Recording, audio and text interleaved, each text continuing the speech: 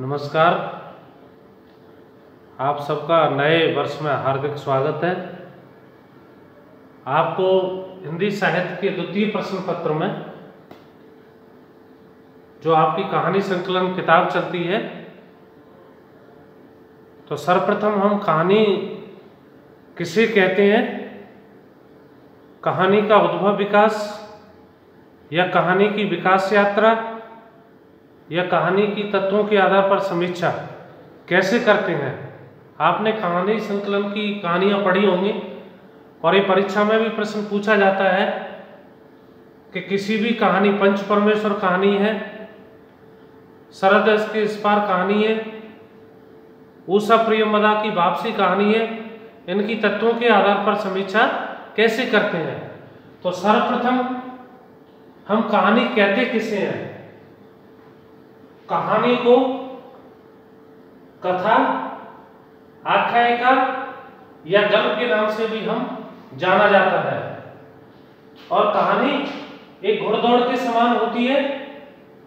जिस प्रकार घुड़दौड़ का प्रारंभ और अंत रोचक होता है, अंग्रेजी में कहानी को शॉर्ट स्टोरी या बंगला में इसको गल्प कहा जाता है।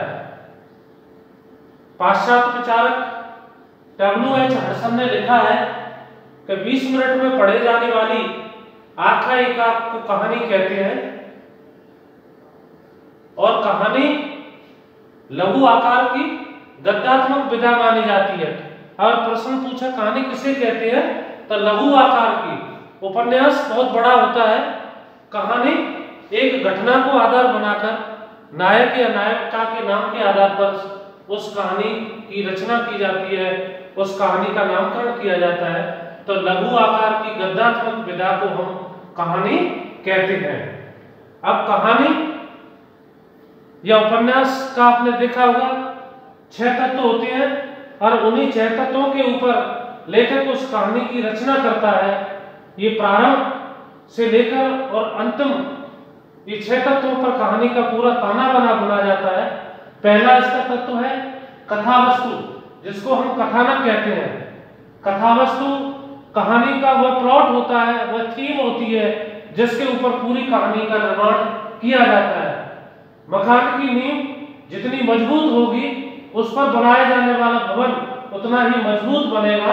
तो कथावस्तु या कथानक उस कहानी का वह प्रमुख तत्व होता है, उस कहानी की थीम होती है जिस पर वो पूरी कहानी का निर्माण करता है। वह घटना जिस पर कहानी का ढांचा या कहानी का अस्तित्व उस पर आश्रित रहता है, वह कथावस्तु कहलाती है। कथावस्तु 3 प्रकार की होती है। ऐतिहासिक, जिसको हम उसका कथानक या कथावस्तु इतिहास से ली गई हो, पौराणिक ग्रंथों से ली गई हो। एक होती है कल्पना मिश्रित, जिसको हम कल्पना के आधार पर उस कहानी की कथावस्तु का हम निर्माण करते हैं। कथावस्तु कहानी, मैंने बताया था कहानी का वह मुख्य बिंदु माना जाता है। जिस आप मान लीजिए कि जिस प्रकार मकान की नींव होती है और उसके ऊपर बहुत बड़ा विशाल भवन खड़ा होता है, तो कथावस्तु भी कहानी की नींव होती है। और ये 4 भागों में विभाजित होती है। आरंभ, जब कहानी प्रारंभ से और अंत तक शुरुआत होती है। आपने पंच परमेश्वर कहानी पढ़ी होगी प्रेमचंद की, तो उसमें अलगू चौधरी और जुम्मन शेख दोनों मित्र हैं। देहाती संस्कृति या ग्रामीण संस्कृति का उसमें चित्रण किया गया है। तो ये आरंभ है, विकास। कहानी धीरे धीरे आगे बढ़ती है और उसके जो पात्र होते हैं उस कहानी को आगे ले जाने का काम करते हैं। चरम सीमा, यह कहानी की बिल्कुल चरम सीमा होती है। उद्देश्य से पहले की जो स्थिति होती है वो चरम सीमा में आती है कथावस्तु की। और अंत में कहानी, कोई भी कवि हो या लेखक हो, वो जब ग्रंथ की या कहानी की या उपन्यास की रचना करता है तो कोई न कोई उसका उद्देश्य होता है, कोई न कोई उसका सार्थक उद्देश्य होता है। इसीलिए हम तेन सहितम साहित्यम, जो हितकारी हो, लाभकारी हो, गुणकारी हो, वही साहित्य है। और साहित्य समाज का पथ प्रदर्शक या दर्पण कहा जाता है। समाज में जो कमियां हैं, समाज में जो विसंगतियां हैं, अगर उनको आपको समझना है तो हमें उस समय के साहित्य को पढ़ने की आवश्यकता है। तो कथा वस्तु वह घटना जिस पर कहानी का ढांचा निर्मित होता है, कथा वस्तु कहलाती है। कहानी का दूसरा एवं प्रमुख तत्व माना जाता है पात्र एवं चरित्रण।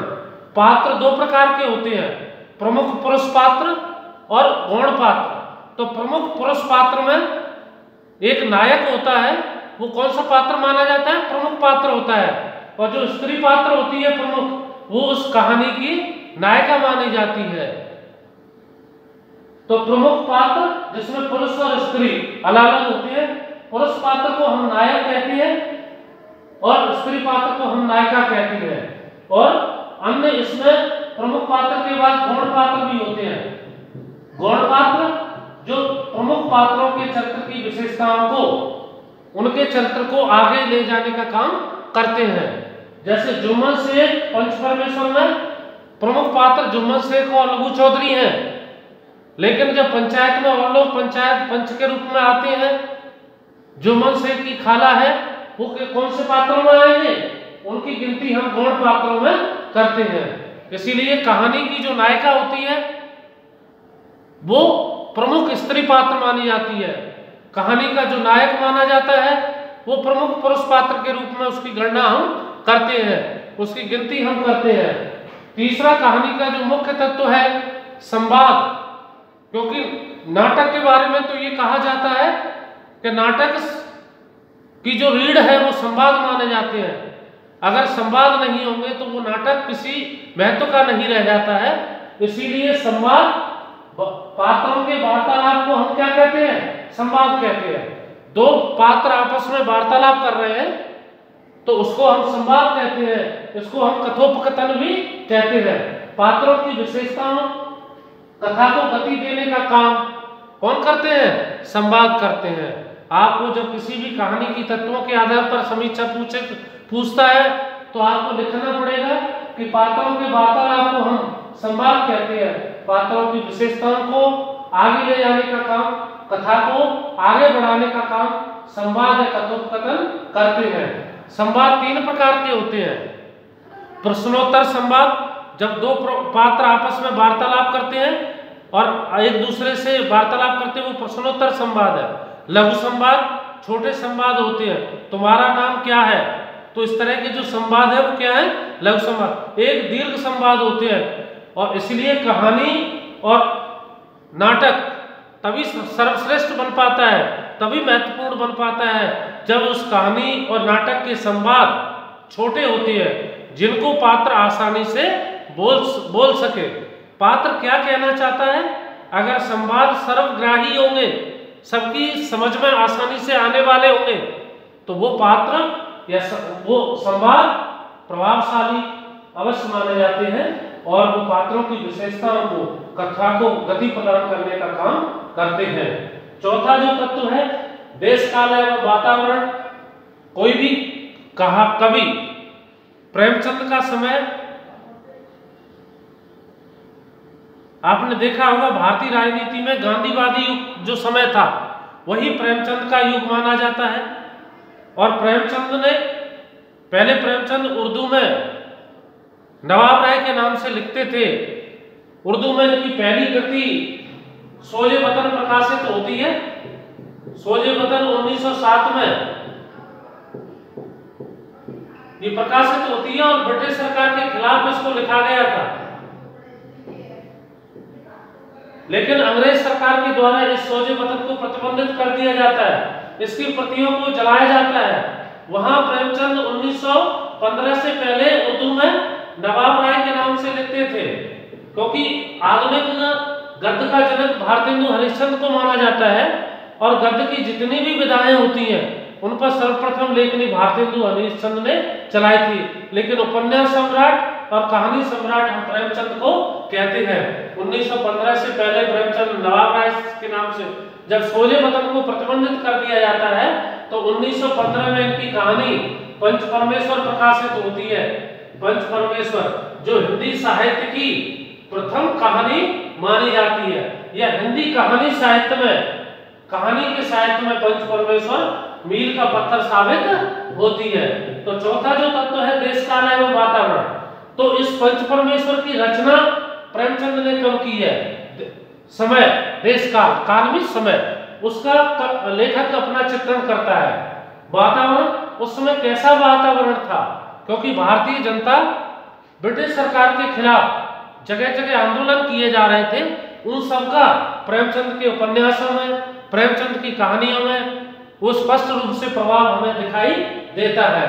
और ये देश काल एवं वातावरण में कभी जब कहानी के उस काल में अपनी रचना को लिखता है तो उसमें सजीवता का चित्रण करता है और उसको रोचकता प्रदान करता है, संकेत, किसी घटना को संकेत के आधार पर, और प्रभावोत्मकता, ये देश काल एवं वातावरण की प्रमुख है। देश काल, तो प्रेमचंद का अगर कोई कहानी की आपकी तत्वों के आधार पर समीक्षा पूछता है तो आपको ये लिखना पड़ेगा कि प्रेमचंद का जो समय था वो गांधीवादी युग का समय था। भाषा शैली, अब भाषा शैली, प्रेमचंद की भाषा शैली को आप ले लीजिए, तो भाषा शैली सरल, सरस एवं सर्वग्राही होनी चाहिए। भाषा शैली में जो शब्द होते हैं वो पाठक को आसानी से समझ में आने चाहिए। प्रेमचंद की जो भाषा शैली है वो आम बोलचाल की भाषा शैली है, लेकिन अगर जयशंकर प्रसाद की कहानियों को आप पढ़ोगे तो वो उन कहानियों की भाषा शैली आपको आसानी से समझ में नहीं आएगी। और कहानी में भाषा शैली ही कहानी को रोचकता प्रदान करती है, रोचकता उसमें सजीवता प्रदान करती है। ऐसे लगता है जैसे कहानी के जो पात्र हैं वो आपके जीवन के आसपास के पात्र, आप उनको समझने लगते हो। इसीलिए भाषा शैली कहानी में क्या प्रदान करती है? सजीवता प्रदान करती है, कहानी को रोचक बनाती है, कहानी को संकेतात्मक रूप से आगे ले जाती है। और प्रभाव, एक बार अगर पाठक उस कहानी को पढ़ने बैठता है तो इतनी प्रभावशाली होती है, ऐसे लगता है जैसे उस कहानी के साहित्य रूपी सागर में एक बार अगर वो पढ़ने लग जाता है तो जब तक पूरी कहानी समाप्त नहीं होती उस कहानी को वो बीच में अधूरा नहीं छोड़ता है। छठा तत्व है उद्देश्य। कोई जब कवि हो या लेखक हो अपनी रचना करता है तो उसका कोई ना कोई उद्देश्य अवश्य होता है। और आप यहाँ पढ़ते हो, आपका उद्देश्य है, आपके घर वाले आपको पढ़ा रहे हैं, उनका उद्देश्य है, ठीक है। तो यहाँ क्योंकि साहित्य वही साहित्य कहलाता है, वही सर्वश्रेष्ठ साहित्य है जो समाज को दिशा देने का काम करे, समाज को आगे ले जाने का काम करे, समाज की कमियों को पाठक नई पीढ़ी के सामने रखे, वही साहित्यकार महान है। और उसके द्वारा लिखा गया वही साहित्य महान माना जाता है जिसका कोई न कोई उद्देश्य हो। तो उद्देश्य पाठकों को जागरूक बनाता है, मनोरंजन, सत्य का उद्घाटन करता है। और इसीलिए एक कहानी के 6 तत्व हैं, इन्हीं 6 तत्वों के ऊपर पूरी कहानी प्रारंभ से लेकर अंत तक चलती रहती है। तो परीक्षा में प्रश्न पूछा जाता है कि कहानी के कौन कौन से तत्व हैं, या किसी कहानी को आपको दे देगा, उसकी तत्वों के आधार पर समीक्षा आपसे पूछेगा। तो कहानी की परिभाषा, कहानी के प्रमुख तत्व, ये 6 तत्व होते हैं: कथा वस्तु, पात्र एवं चरित्रण, संवाद, देश काल एवं वातावरण, भाषा शैली, और छठा जो तत्व है वो कौन सा है? उद्देश्य। और अब आता है कहानी का उद्भव विकास। आपने देखा होगा कहानी का उद्भव विकास, क्योंकि हिंदी साहित्य का इतिहास आपको बताया था, तो हिंदी साहित्य के इतिहास को हम 4 भागों में बांटते हैं। पहला है भारतेंदु युग, दूसरा है द्वितीय युग, और तीसरा है कौन सा? शुक्ल युग। भारतेंदु युग, द्वितीय युग, और तीसरा है छायावाद, चौथा प्रगतिवाद, पांचवा प्रयोगवाद, लास्ट में नई कविता। और जो 1960 के बाद की जो कविता है जिसे हम समकालीन कविता, अकविता या साठोत्तरी कविता के नाम से जानते हैं। अब कहानी का उद्भव विकास, जब किसी भी कहानी का हम उद्भव विकास या उसके इतिहास के बारे में जानना चाहेंगे तो पहला आता है इसमें भारतीय युग।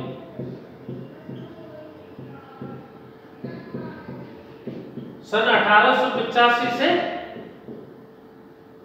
1900 15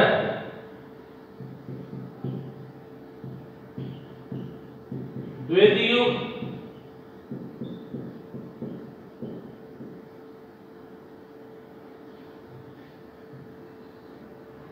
और तीसरा आता है इसमें, अगर आप निबंध का उद्भव विकास लिखोगे तो भारतीय हिंदू युग, द्वितीय युग, और निबंध में क्या आएगा, शुक्ल युग, रामचंद्र शुक्ल।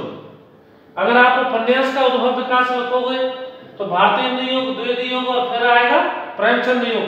अगर कहानी का उद्भव विकास लिखोगे तो तीसरा है, कौन सा है, प्रेमचंद युग। और चौथा है इसमें प्रेमचंदोत्तर या प्रेमचंद के बाद, प्रेमचंदोत्तर युग। क्योंकि 1936 के बाद की जो कहानियां लिखी गई हैं वो सब प्रेमचंदोत्तर युग में आती है। 1920 से 1936 तक की जो कहानियां हैं वो प्रेमचंद युग में आती है।